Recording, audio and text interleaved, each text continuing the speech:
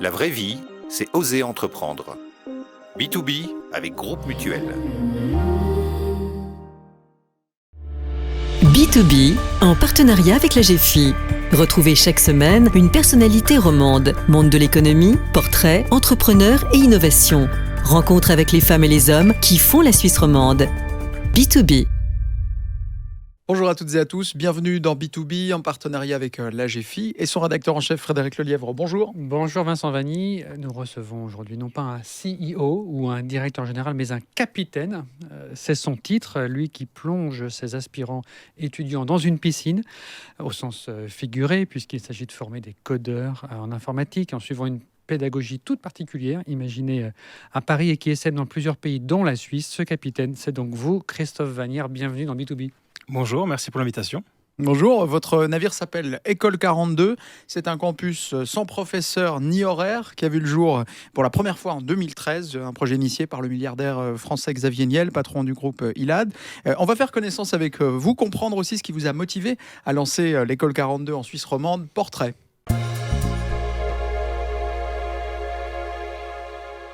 Christophe Vanière, votre carrière démarre dans le volleyball. Mais elle s'arrête brusquement suite à un accident de la route. Vous devenez ensuite entrepreneur, développez votre start-up, Mandanet, qui fermera ses portes en 1999. Vous travaillez ensuite chez Unicible, la société informatique des banques cantonales romandes à l'époque, puis chez IBM, avant de rejoindre la banque cantonale vaudoise en tant qu'architecte du système d'information. Vous passez 13 ans dans le secteur bancaire, puis vous faites un burn-out et vous décidez de passer de la banque à l'enseignement. Vous devenez directeur des systèmes d'information, des écoles du réseau HESSO. Qu'est-ce qui a motivé ce changement ? Je pense que j'avais fait un peu le tour du monde de la banque au bout de 13 ans, effectivement. J'ai fait mes expériences, j'ai fait un burn-out, j'ai fait plein de trucs très intéressants, des gros projets avec des excellentes équipes. En parallèle, je me suis formé, je suis aussi devenu formateur dans le monde des brevets et diplômes fédéraux d'informaticiens. Et j'ai eu l'opportunité de découvrir le monde académique de l'intérieur.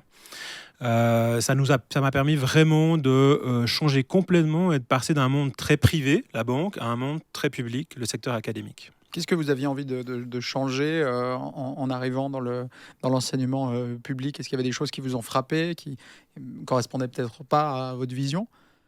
Alors je dirais, sachant que j'étais dans les systèmes d'information effectivement et pas forcément dans l'enseignement lui-même, ce qui m'intéressait c'est d'avoir quelque chose qui est à la pointe, c'est un outil qui est aux mains du public, pour le public, et pour moi c'était important de préparer la transformation digitale, de poursuivre les efforts qui avaient été faits pour qu'on puisse vraiment répondre aux besoins des étudiants d'abord, mais des enseignants aussi.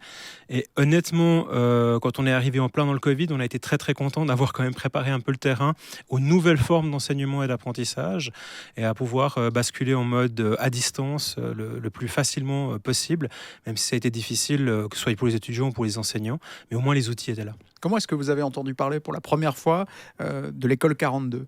Alors justement, en tant que responsable des systèmes d'information de la HESSO, je faisais de la veille sur les nouveaux systèmes d'apprentissage, les nouvelles pédagogies, la nouvelle manière d'apprendre. Et dans différents séminaires, en l'occurrence 2 fois, j'ai rencontré l'école 42 et son directeur pédagogique, Olivier Crouzet. Et à chaque fois, je me suis dit, ça c'est génial, il faudrait absolument qu'on ait ça en Suisse romande. Et puis le soir, on rentre à la maison, il y a les mails, il y a le boulot qui nous rattrape. Puis le lendemain, voilà, alors les rêves s'éteignent tout seuls avec une nuit de sommeil. Sauf qu'il y a un jour, le rêve est revenu et je me suis réveillé la nuit et je me suis dit, je vais le faire. Et ce jour-là, j'ai été assez fou pour décider de démissionner de mon job et de lancer le projet de l'école 42 à Lausanne et de pouvoir ouvrir ce projet pour donner la possibilité à tous les gens de la Suisse romande de suivre cette nouvelle manière de se former. Il y avait des choses que vous trouviez géniales, vous l'avez dit. Qu'est-ce qui était si génial finalement dans ce nouveau système ? Alors, ce qui m'a particulièrement touché, c'est le fait de pouvoir avoir une formation qui était très proche d'une formation que l'on fait soi-même, où on apprend un peu sur le tas, mais avec une structure pédagogique où il y a quand même des étapes, et surtout où on enlève l'acteur clé aujourd'hui de l'enseignement, qui est le prof. D'avoir une formation où il n'y a plus de prof, ça remet l'élève au centre de l'apprentissage cette fois-ci et plus de l'enseignement justement, et je trouvais que la démarche était vraiment intéressante. Et l'autre truc qui m'a particulièrement touché, c'est de donner sa chance à tout le monde, indépendamment de ce qu'on a pu faire à l'école ou de ce qu'on a pu faire dans le chemin professionnel. Et j'ai rencontré vraiment des gens excellents et passionnants et super professionnels qui n'avaient pas un parcours scolaire brillant et malheureusement qui se retrouvent bloqués aujourd'hui dans beaucoup de systèmes de formation, même en Suisse. Et ça, je trouvais vraiment super important de pouvoir ouvrir cette porte, surtout que dans le monde de l'informatique, non seulement on a besoin de talents, mais on sait que les talents ne sont pas forcément ceux qui sortent des grandes écoles. On reviendra sur le fonctionnement de l'école tout à l'heure, mais restons avec son fondateur, Xavier Niel, à Paris. Vous avez eu l'occasion de le rencontrer. Qu'est-ce que vous gardez de cette rencontre, hein ? Alors, en l'occurrence, lui, je ne l'ai pas rencontré. J'ai rencontré son équipe. Je crois qu'il était venu à Lausanne. Non, pas encore. Pourtant, on n'est pas très loin des bureaux de Il a failli venir Salt. alors. Hein. Il a failli. Il y a des discussions et c'est pas exclu qu'il vienne à Lausanne. Il bosse pas très très loin de nos locaux. Mais effectivement, je dirais le projet qu'il a porté à École 42 et les gens qui l'ont réalisé, hein, parce qu'effectivement, il est à l'origine de l'impulsion de l'École 42 à Paris. Mais il y a toute une équipe qui a mis ça en place à Paris. Et c'est eux que j'ai rencontrés et c'est eux qui m'ont passé ce virus en fait de cette école, de ses valeurs, et ce que l'on met en place aujourd'hui dans les différentes écoles 42 de par le monde. De quelles valeurs parlez-vous ? Par exemple, la valeur de la diversité. Ça, c'est un élément qui est très important. Aujourd'hui, on prône la diversité. On dit une chose qui est assez simple, c'est que si l'informatique est faite par des jeunes hommes blonds de 25 ans qui parlent anglais dans la Silicon Valley, on va droit dans le mur. Et on entend assez de choses autour des dérives, on va dire, du système aujourd'hui. Alors que si elle est faite par des gens qui ressemblent à vous et moi, par des hommes, par des femmes, des gens de toutes les couleurs possibles et de toutes les origines socio et culturelles possibles, on aura une informatique humaine qui rendra service à l'humanité. Et je pense que c'est vraiment un des éléments de base de cette école qui prône l'ouverture. Et l'autre élément qui me semble très important, c'est l'intelligence collective et l'entraide. C'est-à-dire que l'école n'a pas de prof, donc en fait, chacun va devenir le prof l'un de l'autre et qu'on ne peut pas réussir cette école-là si on ne fonctionne pas dans un mode d'entraide. Et aujourd'hui, dans des entreprises qui essayent de se réinventer, si on a compris que l'être humain est l'élément clé de l'entreprise, en fait, on a compris comment changer. Et quand on est capable de travailler sur l'entraide, en fait, on est capable de faire des grandes choses. Vous parlez d'entraide, de diversité. Quand vous regardez le monde informatique dans lequel vous avez évolué auparavant, dans les banques cantonales, chez IBM aussi, vous avez été, ça manquait de diversité. Vous sentiez là une frustration ? Alors, ça manquait de diversité. Je veux juste parler des hommes et des femmes. C'est la plus visible des diversités. Effectivement, quand on avait une femme dans l'équipe, on était très content. Et aujourd'hui, c'est vraiment un problème. On a quand même la moitié des utilisatrices qui sont des femmes. Et il n'y a aucune raison qu'elles soient privées d'accès. Et ça nous donne une diversité dans ce contexte-là. Mais aujourd'hui, pour rentrer dans ces équipes-là, il faut avoir fait des études. En Suisse, c'est 30-40% des jeunes qui ont un bac et qui peuvent accéder à ce monde-là. Les autres ont tout autant de valeur et peuvent amener justement d'autres expériences. Je ne vous parle même pas des profils socio-économiques des parents, etc. Donc effectivement, je pense que ça manque. La plupart des entreprises font ce qu'ils peuvent, mais à la fin, s'il n'y a pas de gens formés sur le marché, c'est difficile d'aller engager des gens qui n'existent pas. Et notre job à nous, c'est de donner la possibilité à des gens de se former en informatique, même si justement ils viennent de mondes divers et variés.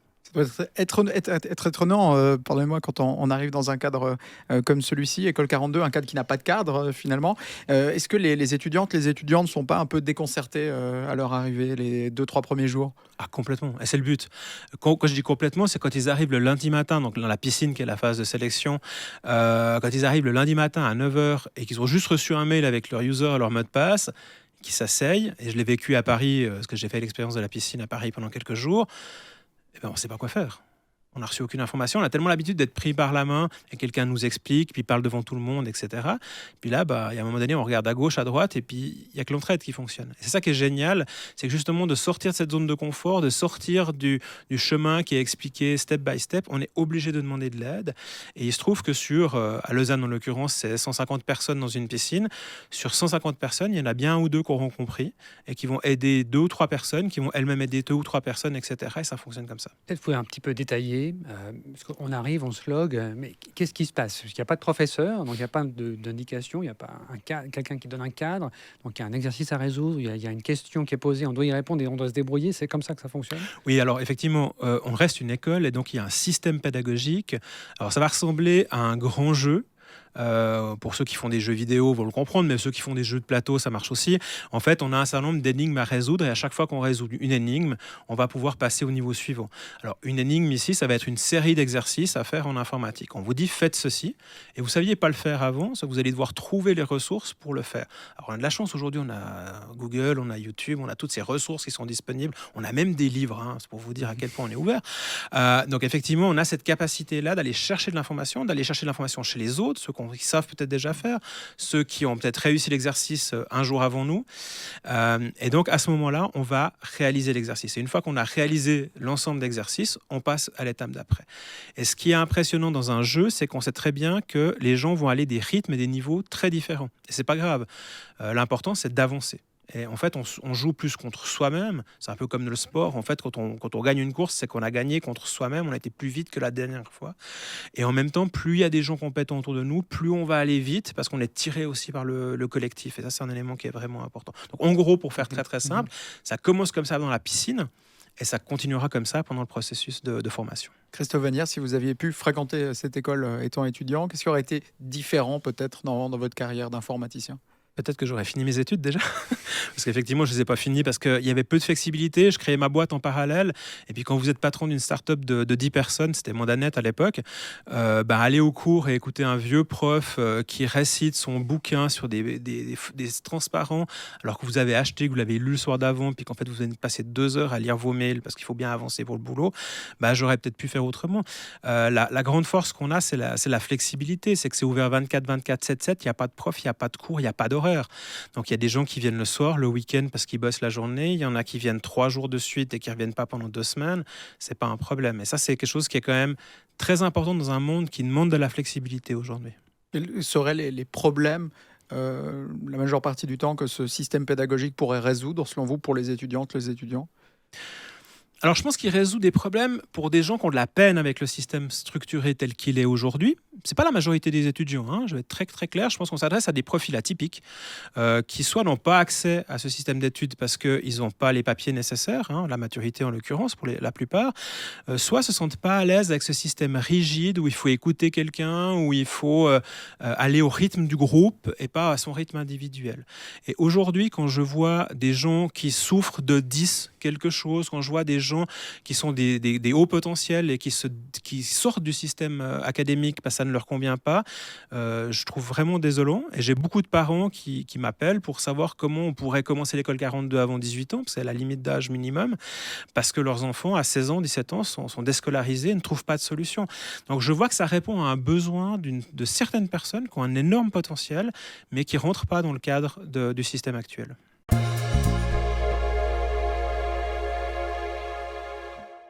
Pour une fois, nous ne parlons pas tout à fait d'une entreprise, mais d'une école qui réclame néanmoins la flamme d'un entrepreneur pour la faire vivre et avancer. On a déjà expliqué une partie de sa pédagogie, un petit rappel de son fonctionnement plus économique. L'école est gratuite pour les étudiants. Il n'y a pas de prérequis pour la rejoindre. Il faut réussir ce fameux test de la piscine. Et on peut imaginer un emploi quasiment assuré à la fin, tant l'économie manque de compétences aujourd'hui. Et un emploi qui est possible grâce à des parrains, des marraines de l'école 42. Avant d'aller comme un petit peu plus loin dans ce modèle économique, expliquez-nous simplement le code. Qu'est-ce que c'est ? À quoi ça sert ? Où est-ce qu'on le trouve, ce code ? Alors, c'est intéressant parce qu'effectivement, dans l'informatique, on voit bien le matériel. Et pendant des années, on a formé beaucoup d'informaticiens pour le matériel. Mais en fait, le matériel ne sert qu'à exécuter du code. Quand vous ouvrez votre smartphone, la première chose que vous voyez, c'est une application. Ne serait-ce que pour vous loguer sur votre smartphone, ou quand vous faites une recherche sur Google, ou quand vous utilisez une application X, Y ou Z. Et le code, c'est déjà ça. C'est déjà ça. Le code, c'est ces fameux algorithmes qui nous suivent toute notre vie et qui savent avant nous ce qu'on va vouloir acheter demain et qui nous mettent la bonne publicité. Le code, c'est ce qui permet aussi d'optimiser, par exemple, la production d'énergie pour pouvoir faire de la production délocalisée et répondre aux besoins énergétiques d'un pays. Dans la transition énergétique, c'est super important. Le code, c'est ce qui vous permet d'aller retirer de l'argent au bancomat et puis de faire vos paiements sur Internet. Je viens du monde bancaire. Le code, c'est tout ça aujourd'hui. Et en fait, c'est un besoin énorme.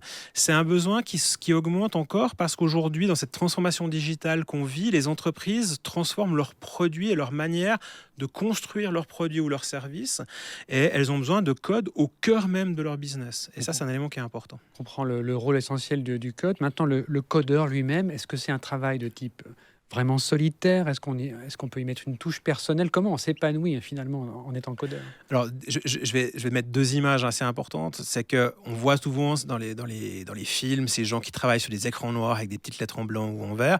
Et ben, si vous arrivez à l'école 42, vous allez voir exactement la même chose. Donc, c'est pas un mythe. Effectivement, on va passer du temps devant un écran à aller construire des programmes et des algorithmes qui sont avec des langages. En l'occurrence, on forme les gens sur des langages qui ont 30-40 ans aussi. Donc, des nouveaux et des anciens langages. Donc, ça, c'est l'aspect visuel. Après, il y a un aspect résolution d'énigmes. C'est comment je vais arriver à résoudre une énigme qui est je veux construire un système qui fait ceci ou cela. Et donc effectivement, il y a toute une phase intellectuelle de construction d'un système. À l'avance de ça, c'est de comprendre quel système je veux construire. Donc là, il y a une phase sociale qui est de discuter avec un client, avec des utilisateurs, avec des collègues pour voir qu'est-ce qu'on va construire comme système. Donc il y a d'autant bien une phase de découverte, d'analyse, de conception qu'une phase de réalisation, puis ensuite une phase de sécurisation. Pas forcément solitaire. Pas forcément solitaire. Et puis je pense que c'est important de comprendre que le monde du code est devenu tellement complexe aujourd'hui que personne ne peut créer une application à lui tout seul. Quand on voit les grands systèmes qu'on utilise, Google, YouTube et autres, c'est des équipes de développement complet. Et en fait, ces systèmes doivent survivre dans le temps. Donc aujourd'hui, ce qui est important, c'est ce qu'on appelle la propriété collective du code, c'est-à-dire vraiment le fait qu'une équipe puisse travailler et qu'il n'y a pas un super ponceur qui ponce tout le système, parce que le système est devenu tellement complexe et tellement critique qu'il faut absolument pouvoir travailler en équipe. Et ça, c'est un élément qui est important. On voit souvent ces profils un petit peu atypiques, complètement asociaux.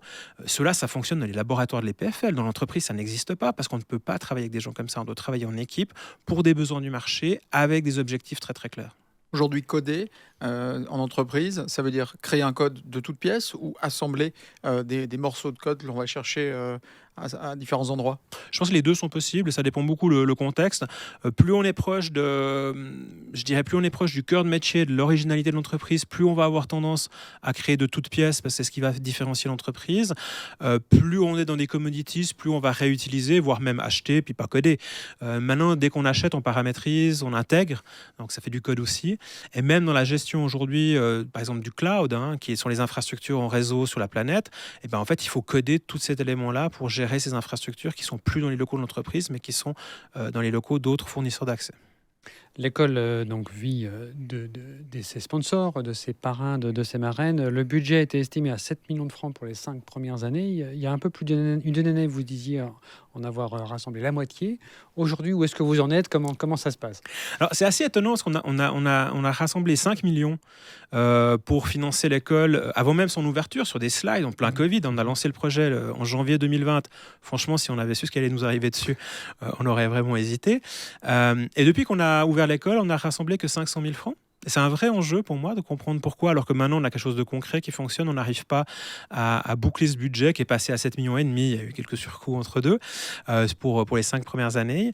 Et effectivement, c'est une vraie discussion. Il vous manque combien aujourd'hui? Il nous manque 2 millions concrètement. Mais concrètement, c'est 300 000 francs pour l'année 2022. Donc c'est mon côté entrepreneur où on joue avec des budgets qui sont serrés, parce qu'effectivement les entreprises payent chaque année et on n'a pas demandé un chèque en blanc. Ça, c'est super important de rendre des comptes. Et j'essaie de comprendre pourquoi les entreprises qui sont toutes intéressées. Et là, cette semaine, j'ai eu déjà 6 visites alors qu'on est en cours de semaine. Donc, c'est vraiment important de pouvoir comprendre ce qui arrive et puis comment faire pour motiver les entreprises à soutenir cette école. Ce n'est pas une démarche habituelle pour des entreprises de financer une école. Parce qu'elles le font un peu à fond perdu, j'entends. Il n'y a pas de garantie de recruter un codeur. C'est du mécénat. Pour être tout à fait concret, il n'y a pas de contrepartie. Alors, bien évidemment, elles sont visibles. Elles ont la possibilité de venir faire des events avec les étudiants, de faire du job dating, etc. Donc, elles ont un avantage sur les autres. Maintenant, nos étudiants sont libres d'aller travailler dans n'importe quelle entreprise. Bien évidemment, pour eux, c'est plus facile d'avoir un contact quand les entreprises viennent sur place et les rencontrent et ont envie de les engager, de pouvoir postuler et de comprendre un peu comment fonctionnent ces entreprises plus rapidement. On n'est qu'au mois de juin. Donc, il vous reste encore 6 mois pour boucler votre budget. Mais ce qui me surprend dans ce que vous dites, c'est que d'un côté, on entend dans les différents sondages sur le marché du travail qu'il y a une tension terrible, on ne trouve pas de spécialistes en informatique en code. Vous proposez d'en former et les entreprises ou les mécènes se font rares. Donc, est-ce que ça veut dire qu'il y a dans votre communication, il y a quelque chose qui n'a pas été compris ? Non, je pense qu'on a un vrai problème de maturité des acteurs informatiques en Suisse. On est un des métiers les plus jeunes quand même. Ils ne forment pas d'apprentis en CFC. Ils ont de la peine à prendre des stagiaires de l'EPF, de l'UNI et des HES. Ils ont de la peine à financer l'école 42. Il faut arrêter de se plaindre au bout d'un moment. Il faut agir, il faut investir. Et je pense que effectivement aujourd'hui, les acteurs... Alors, on est dans une industrie short-termiste parce que tout bouge très vite, qu'on voit que les enjeux à 6-12 mois. Mais maintenant, il faut aussi construire sur l'avenir. Nos partenaires l'ont compris, d'autres vont rejoindre et vont comprendre, c'est pas un problème. Et effectivement, c'est mon job d'expliquer ceci. Alors après, qu'ils me disent, moi je préfère prendre des apprentis ou je préfère prendre des ingénieurs HES, totalement normal. Et je trouve ça super. Ceux qui me disent, je fais rien, je profite, il y a un moment donné, il ne faut pas se plaindre qu'on a de la peine à recruter sur le marché. Il faut ramener des nouvelles personnes sur le marché. Ici, on a 180 étudiants qui ont commencé la première volée. En Suisse romande, jusqu'à présent, c'était 400 diplômés par année. Quel pourcentage de femmes ? Vous visiez 30% ? 19%. Alors, aujourd'hui, c'est 19% sur la première volée. On vise la parité, simplement. D'accord, ouais. On a besoin de tellement de monde que se priver de la moitié de la population du monde, c'est une idiotie. Les femmes ont les mêmes compétences que les hommes dans le monde du numérique. Si j'ai 50% de candidates à l'entrée, j'ai 50% d'étudiantes. Il faut juste que je motive les femmes à oser faire acte de candidature et à se dire, en fait, c'est aussi pour moi l'informatique. Le mode de recrutement des étudiants, ça se fait notamment sur Instagram. Vous considérez aujourd'hui comme une concurrence aux hautes écoles en informatique, comme par exemple Créa ou les HES ? Alors, moi, je ne me vois pas comme une concurrence, mais comme une complémentarité, déjà parce qu'on s'adresse à toutes les personnes qui n'ont pas accès aux hautes écoles, notamment soit les HES, UNI, EPF, parce qu'ils n'ont pas une maturité, d'accord ? Donc très clairement, soit Créa ou d'autres, parce qu'ils n'ont pas l'argent. Donc voilà, donc nous on attaque ces éléments-là. Alors je ne vais pas cacher qu'on a effectivement des gens qui ont commencé HES ou même qui ont fini les PFL et puis qui viennent dans notre école parce qu'ils veulent changer, parce qu'ils ont peut-être fait une matière qu'ils ne veulent pas appliquer puis que c'est la manière la plus rapide de faire, peut-être parce qu'ils ont échoué la première année à l'EPFL, parce qu'ils ne sont pas bons en maths. Donc voilà, donc on est ouvert à tous ces profils-là. Je dirais... On fait quand même concurrence à des gens qui vendent des formations assez chères. Et ça, c'est peut-être le vrai acte de concurrence, mais pour moi, ça ne répond pas aux besoins du public. À l'inverse, pour rentrer chez nous, il y avait 2500 candidats, il y a eu 180 sélectionnés.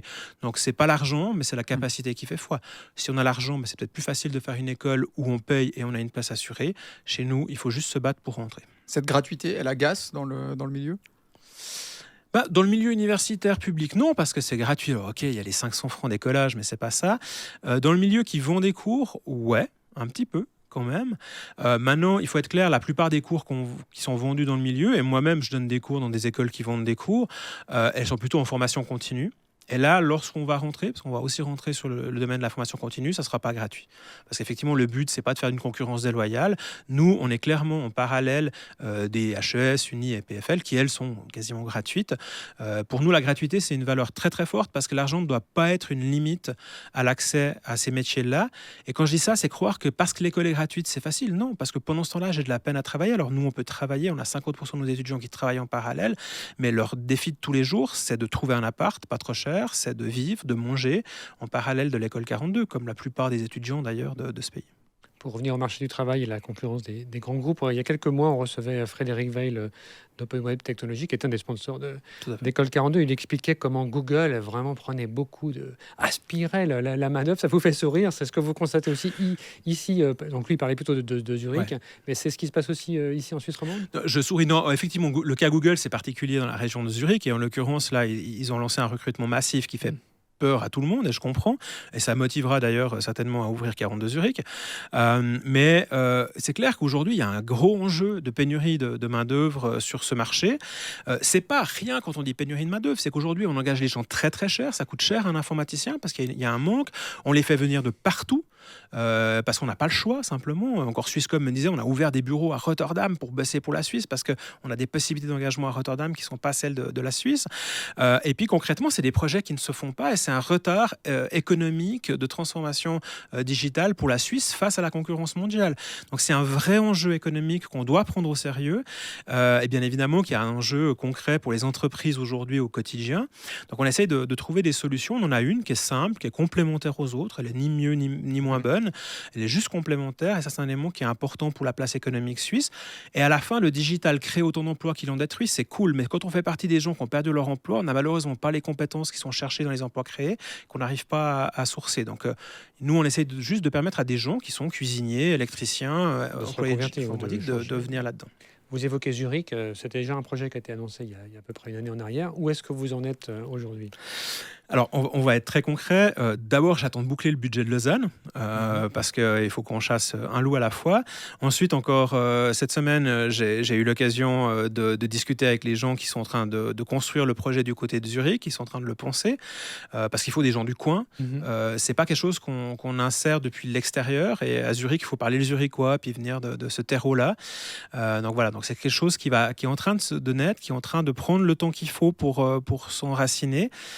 Ce qu'il nous faut aussi, c'est que les écoles qui viennent d'ouvrir en Allemagne, donc juste avant nous à Lausanne, il y a 2 écoles qui ont ouvert en Allemagne, dont une à Wolfsburg avec Volkswagen. Là, il y a Berlin, il y a Vienne, il y a Luxembourg qui viennent d'être annoncés. Donc voilà, donc c'est en train d'être connu dans le monde alémanique. Après, pour être tout à fait honnête, une bonne idée qui a été inventée en France, qui est venue par la Suisse romande pour nos collègues alémaniques, c'est un peu bizarre, quoi. Donc on va laisser le temps arriver pour qu'ils soient prêts à être motivés à ouvrir cette école à Zurich. Difficile de lier Zurich et Tech sans évoquer Google. Vous imaginez un jour Google mécène de l'école 42 ? Alors pourquoi pas, c'est franchement pas un problème, il n'y a pas de tabou. Ils ont leur propre système, on leur a posé la question, pour être tout à fait honnête. Ils ont leur propre système d'académie, donc ils misent là-dessus. Il y a d'autres acteurs parmi les GAFA qui sont moins bien positionnés en Suisse et qui sont intéressés, qui en discutent. Donc voilà, donc tout est possible. Comme qui, par exemple ? Comme Amazon Web Services en l'occurrence, qui essaie de se positionner en Suisse.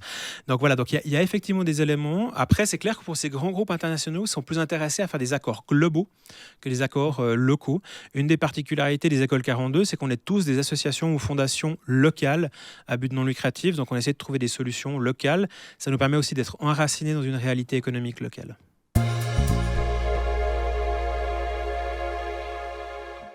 Pour terminer cette émission, dernière partie avec ce chiffre 42. 42, c'est l'origine. Les passionnés du monde virtuel le savent, le nombre 42 est iconique, issu du livre de Douglas Adams, Le guide du voyageur galactique. 42, c'est la réponse à cette grande question sur la vie, l'univers, le reste aussi, en fait, tout, calculé par un ordinateur pendant des millions d'années. 42, c'est un peu la référence des geeks. Vous êtes un geek, Christophe Vanière ? Alors, je ne sais pas si je me considère comme un geek, mais ça fait des années que je vis avec des geeks, donc ça a bien dû déteindre d'une manière ou d'une autre. On va imaginer que vous êtes un geek. Et vous allez voir on va voir ce que les geeks que vous fréquentez vous ont enseigné. On a quelques petites questions typiquement geek, on pense en tout cas, mais comme n'étant pas geek, peut-être qu'on se trompe. Si on vous dit erreur 404, ou alors c'est facile, c'est ce qui arrive quand une page sur un site web n'est pas là où elle devrait être, on va dire. Et pourquoi 404 ? Honnêtement, je ne sais pas. Il y a toute une liste d'erreurs, les 300, 302, 404. Donc c'est un hasard, parce que 404, non. Non, c'est certainement pas un hasard, mais il y a pas, à mon avis, il n'y a pas de lien avec les chiffres eux-mêmes. C'est dans la liste des 400, la 404 est la plus connue, parce qu'on sait celle sur laquelle on tombe. 4004, c'est un nombre, un chiffre qui vous évoque quelque chose ? 4004 ? Non, rien de particulier. 1969, alors le premier processeur mis au point par Intel, évidemment. D'accord. Je n'étais pas né, c'est mon excuse. Est-ce que c'est une bonne excuse ? Je ne sais pas. Le raccourci clavier que vous utilisez le plus ? Ctrl-Alt-Delete, alors assez clair. Ou oui. Ctrl-C, Ctrl-V, enfin... C'est vrai. Vous êtes PC, pas Mac. Alors, ouais, ok, j'avoue. J'ai un Mac maintenant, parce qu'on n'a que des Macs à l'école 42. Moi, je fais partie de la génération qui a beaucoup travaillé dans le monde du PC. Au début, j'avais un Mac, parce que j'avais peur de cet écran noir un peu bizarre où il fallait taper des lignes de code, puis que je trouvais que le truc qu'on sortait du carton, qu'on mettait à la prise et qui marchait, c'était bien. Puis après, quand je suis arrivé dans le monde professionnel, je suis passé sur PC pendant des années. Et maintenant, j'ai de nouveau un Mac. Comme quoi, je suis assez ouvert d'esprit. Là, pas d'excuse pour la dernière question. Vous étiez né. Le téléphone, est-ce qu'il y a un numéro de téléphone que vous connaissez par cœur ou plusieurs ? Est-ce que je me rappelle encore d'un numéro de téléphone à part le mien ? Le 117, honnêtement. Mais de mes proches, même celui de ma femme, je dois régulièrement lui demander quel est son numéro de téléphone quand je dois donner à quelqu'un. Merci beaucoup, Avec Christophe grand plaisir. Vanière, d'être venu aujourd'hui sur le plateau de B2B. Merci Frédéric Lelièvre. Merci Vincent Vanny. On se retrouve la semaine prochaine pour partir à la rencontre de nouvelles entrepreneuses, de nouveaux entrepreneurs en Suisse romande. Portez-vous bien et à bientôt. B2B, en partenariat avec la GFI. Retrouvez chaque semaine une personnalité romande, monde de l'économie, portrait, entrepreneur et innovation. Rencontre avec les femmes et les hommes qui font la Suisse romande. B2B. C'était B2B avec Groupe Mutuel, l'assureur des entreprises et des indépendants.